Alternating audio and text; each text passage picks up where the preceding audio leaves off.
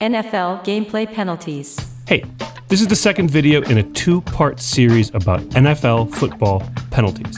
In the first video, there was a brief discussion about what penalties are and what happens when one is called, and then we took a look at pre-snap penalties, so the ones that are called before the play begins or as the play is beginning. This video covers what you could call post-snap penalties or gameplay penalties, so the penalties that happen while the action is occurring. If you haven't watched the first video, you might want to do that, but this video should make sense on its own, and you could probably watch them in either order. Alright, let's get started. Holding and related penalties. Once a play begins, the most common penalties that you'll see are ones that involve a player restricting the movement of an opposing player that does not have the ball. There's a few penalties that fall into this category, and we will get into them now. Holding. Holding is the most common penalty that you'll see. To define it broadly, holding is when a player uses their hands or arms to materially restrict the movement of a player that does not have the ball. The details of what constitutes holding are slightly different for offensive players and defensive players, but certain things will almost always be considered holding. These include any sort of grabbing with the hands or wrapping around with the arms, any tugging of the jersey, and any pulling to the ground or tackling of a player that does not have the ball. To understand holding, it's probably necessary to understand what type of blocking is permitted. If a player does not have the ball, it is legal to perform a block on that player that makes contact with the inside of the player's frame or at the shoulders or arms, so long as there is no grabbing or pulling or anything that creates material restriction. Once the play develops and the players are competing with one another for leverage, the rulebook allows players to do things that might have been holding otherwise in order to maintain their position against an opponent. So there's absolutely a gray area between what will be flagged as holding and what is explicitly permitted by the rulebook. In fact, in this video, which I will link to in the description, a former NFL lineman describes holding as something that you get away with as much as it is something that you do or that you don't do. Well, I mean, if I wasn't called for, I wasn't doing it. Were you speeding? No. Let's talk about the difference now between holding on offense and holding on a defensive player. When holding is called on an offensive player, it is a 10-yard penalty. Offensive holding is the most frequently called penalty in the NFL, and it is most commonly called when an offensive lineman is trying to block a defender and ends up restricting the defender's movement in a way that is not allowed. There's some explicit language in the rulebook in terms of what is legal and what is a penalty, but in practice, some level of offensive holding happens on almost every play. And if you watch enough games, you're going to hear some commentators talking about this. Let's see. It's every play. Those are so tough. When called on a defensive player, holding is a 5-yard penalty and an automatic first down for the offense. Defensive holding is most often called either when a defensive player restricts the movement of an offensive player running a route, or when the defensive player restricts the movement of an offensive player who is attempting to carry out a block. Holding can also be called on a punt or a kickoff, and the same basic rules apply. These often happen off screen, so you might not actually see a hold on a punt or kickoff if you're watching the game on TV. Illegal contact. The officials will flag a defensive player for illegal contact if they initiate any sort of contact with a receiver more than 5 yards past the line of scrimmage. This includes the type of legal blocking that we talked about before. Illegal contact only applies to defensive players, and it only applies before the ball is thrown. The rules are actually more strict for offensive players, and we'll talk about them when we talk about pass interference. Pass interference.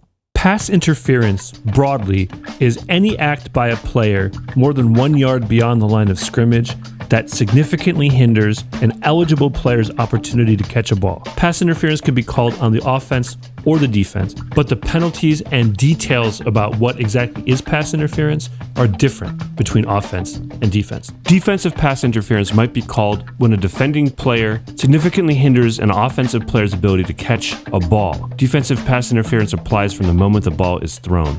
Defensive pass interference is most commonly correctly called on plays that look like defensive holding in the vicinity of where a ball is being thrown to an offensive receiver. Defensive pass interference is enforced at the spot of the foul, so the offense gets the ball with a first down where the foul happened. So, defensive pass interference can be and frequently is a game-breaking penalty.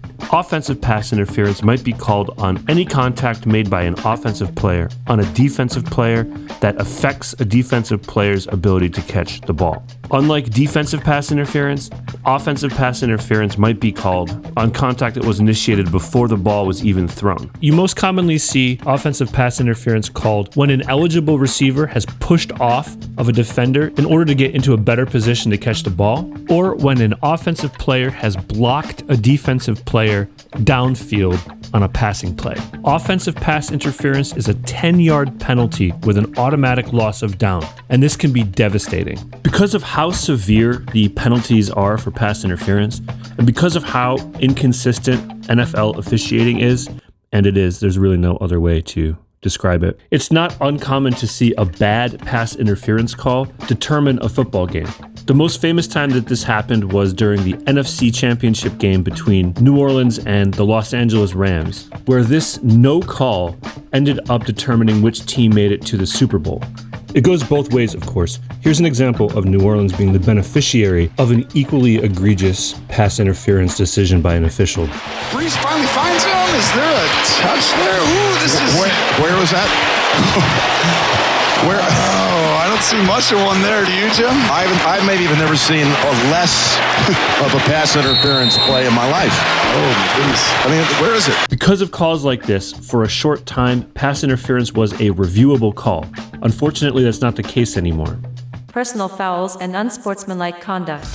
The last category of penalties to talk about are personal fouls and unsportsmanlike conduct fouls. Personal fouls are called for specific, dangerous, or unnecessary physical contact, while unsportsmanlike conduct penalties are called for specific player behavior that the league is trying to remove from the game. These are serious 15-yard penalties and are the type of thing that could absolutely make or break a game. The list of the type of behavior and contact covered by these types of fouls is long, so I'll refer you to the rule book if you'd like to know all of them. There's one personal foul I do want to spend a little bit of time talking about, and that's roughing the passer. Personal foul, roughing the passer. Which is a personal foul that is called on a defender who makes contact with the quarterback after the ball has been thrown. It used to be that the contact had to be pretty obvious and flagrant for them to call roughing the passer, but a few years ago the NFL decided that it actually cared about the safety and long-term health of its players. So there's now a specific set of guidelines that govern roughing the passer.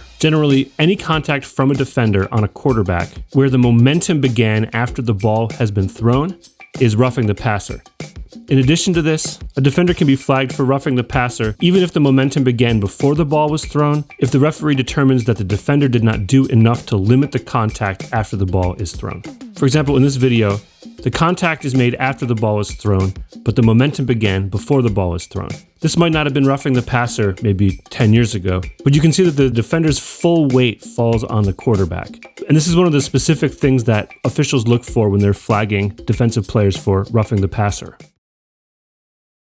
Brief discussion. Before we end this video, I want to briefly discuss the inconsistencies of NFL officiating. Now, this channel is not about my opinions. However, the officiating in the NFL is inconsistent enough that it is actually something that's important to know if you're trying to understand what a penalty is and why a penalty is called. I don't have the answers as to why the officiating is so inconsistent, but you just need to watch any game and you'll see the commentators disagree with at least a few penalties, and they'll definitely point out a few major ones that the referees and officials missed. No sports league has perfect officiating, but the NFL positions itself as the premier professional sports league on the planet and prides itself in its competitiveness and its parity. So the fact that the officiating is so inconsistent that, for example, a blown call literally determined which teams played in the championship should be seen as unacceptable by fans and casual observers alike. With all the cameras that are on every single football field during a game, it probably wouldn't be too hard to come up with some sort of system that held the officials more accountable or allowed for a more automatic